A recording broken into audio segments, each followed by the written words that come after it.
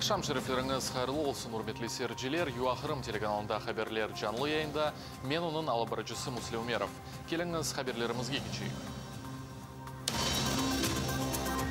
Адвокат тақиқ етілмесі үшін махкеме ішіні кере қайтарылғаныны талап еті. Ростовда қырым татарларыны махкеме етелер. Апысты бір бұчуқ сене сияси мәбус Руслан Месутовның айлы ақында икей етеміз.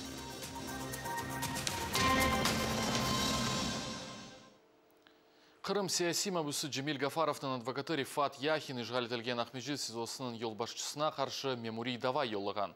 Бұл уақытта Қырым хаберлеріне адвокат Озу хаберетті. Яхинның сөзлеріне көре даваның себебі Гафаровна тибби тешкіруден кечіріві ред етілмесідір.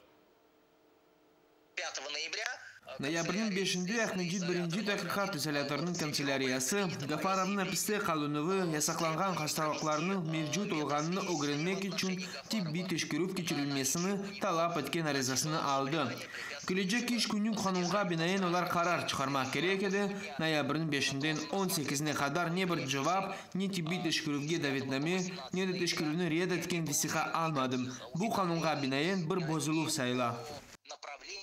Да, Эвель Яхин Суспильныге Гафаровның алым ұшкүл олғаны ве она СИЗО тарафындан ләчілер берілмеген ақында айтқан еді. Джемил Гафаров Русия вейжал етілген Қырымда есақлаған Хизбут Тахрир тәшкілетінде иштирак етуде хабарлана. Ишғалчылар оны 2019 сенесі мартының 27-сінде евінде тинтув кечірген сон тұтып алған еді. Террористик тәшкілатларда иштирак етуде қабатланған Қырым татарларға қаршы шығарылған қарарлар формаль оларақ бір-біріне ошай. Бұл уақытта махкемеде адвокат Алексей Ладин айтты деп хаберете Қырым бірдемлігі. Ростов-на-Донуда екінші сефер уйдырылған Хизбут Тахрир іші екінші Бақчысарай группасының іші бақылды. Бұл уақытта тафсилатлыжа Невбеттекилев камузда икей етілі. Ростовның Ғарби махкемесінде 8 Қырым татарының іші бақылмақта. Олар ишғал етілген Қырымда ясақланған Хизбут Тахрир тәшкілатында иштирак еткенде қабатлана. Махкеме залына 30 адам көрсетілді.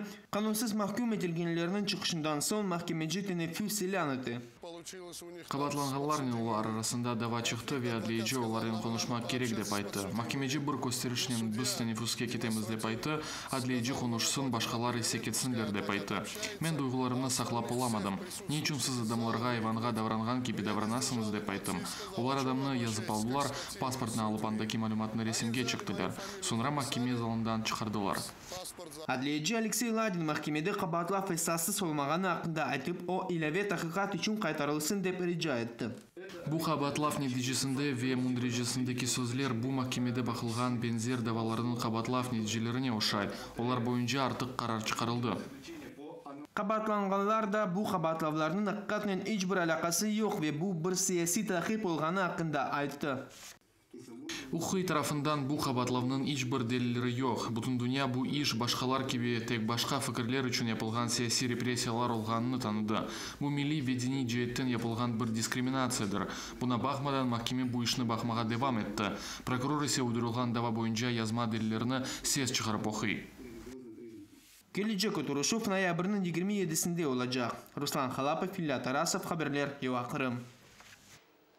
Ишғалчылар тахменен 6 айдан берлі Қырымлы Руслан Месутовны СИЗОда тұтмақта. Түневін ишғал етілген Қырымның юғары махкемесі оның апысты қалуф мұдетіні февраль айына же ұзатты. Русия телекесізлік құветлері Русланны бұсене үйін айында тұтып алған еді. Евде оны онкология хасталығына тұтылған анасы или екі баласы беклей. Әрсалы күні Қырым бірдемлігі тәшкілатынен лейхасы черчевесінде біздер Кремльнің сияси мәбуслері ақында икей етеміз. Русланның доғмышлары шымды насыл яшағанлары ақында Невбеттекилев қамызда икей етілі. Руслан анамнен сағлықлашмаға имкан беріңіз деп күчірді. Сонра Руслан өз башына мына келіп, мені құчақлады ве ана ағламыңыз деді. Бұндан сон оның еллеріне құрчма көйдіріп, чықарып башладылар. Әркес ұтанмайсыныз мы, оны не үшін тұтасыныз, оның ешбір қабаты жоқ деп күчірді.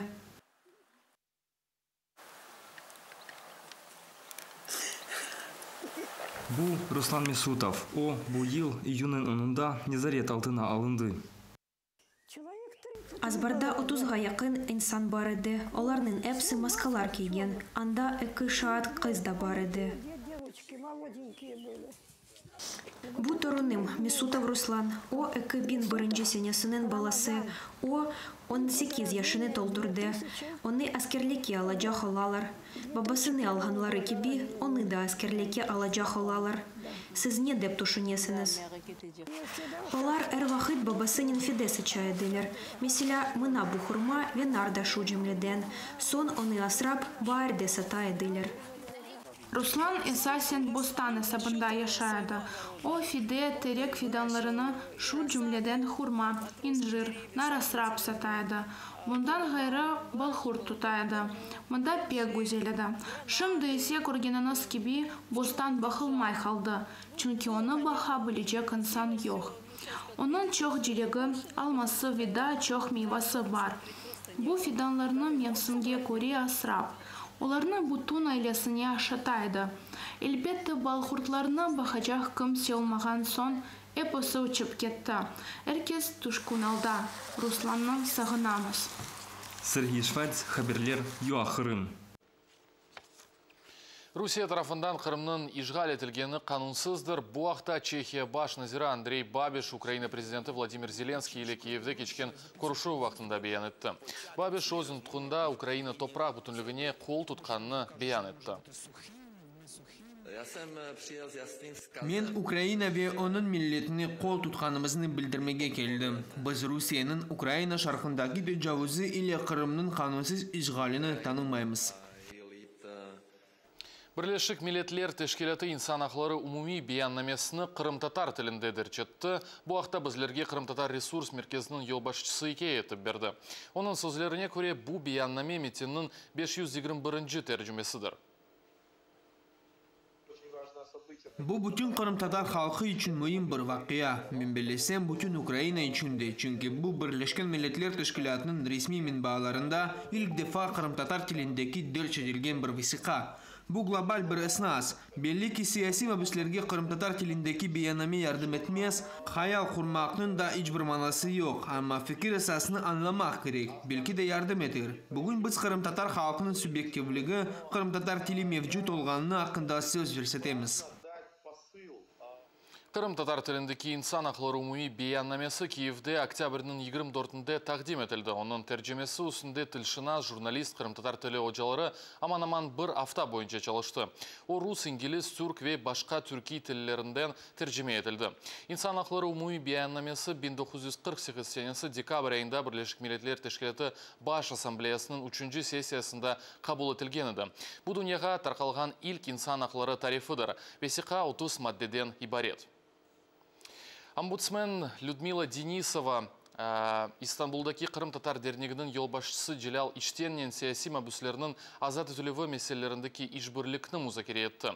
Бұл вақытта Қырым хаберлеріне Желал Иштеннің озу екеге берді.